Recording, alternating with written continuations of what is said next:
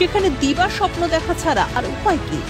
দিনের পর দিন, বছরের পর বছর রাস্তায় বসে চাকরি প্রার্থীরা। এবার হাতে প্ল্যাকার্ড নিয়ে সল্টলেকের এপিসি ভবনের সামনে বসে পড়ে বিক্ষোভ দেখায় 2022 প্রাথমিক টেট পাস ডিএলএড ঐক্যমঞ্চ। দ্রুত ইন্টারভিউয়ের দাবিতে পথে 2022 টেট উত্তীর্ণ চাকরি প্রার্থীরা। অভিযোগ, হকের চাকরির দাবিতে কখনো গিয়েছেন কালীঘাটে তো কখনো বিকাশ ভবনে, কিন্তু মেলেনি সুরাহা।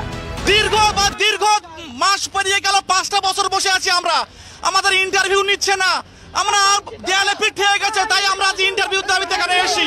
প্রত্যেকটা জেলা ডিপিসি চেয়ারম্যানরা আছে, আমরা কালীঘাটে যাচ্ছি, বিভিন্ন কালীঘাটে বিকাশ ভবন ঘুরে ঘুরে আমরা ক্লান্ত, আমরা ইন্টারভিউ নোটিশ দরকার। তবে বিক্ষোভে নামলেই মুখোমুখি হতে হয় পুলিশের অতি সক্রিয়তায়। কখনো পুলিশের ধাক্কা, আবার কখনো অপরাধীদের মতো টেনে হিঁচড়ে তোলা হয় প্রিজন ভ্যানে। এটাই এ রাজ্যের ভবিতব্য। এদিনও তার ব্যতিক্রম হলো না। পশ্চিমবঙ্গ মধ্যশিক্ষা পর্ষদের সভাপতির সঙ্গে দেখা করতে গেলে আন্দোলনরত চাকরি প্রার্থীদের রীতিমতো ধাক্কা দিয়ে ওই এলাকা থেকে হটিয়ে দেওয়ার পাশাপাশি প্রিজন ভ্যানে তুলে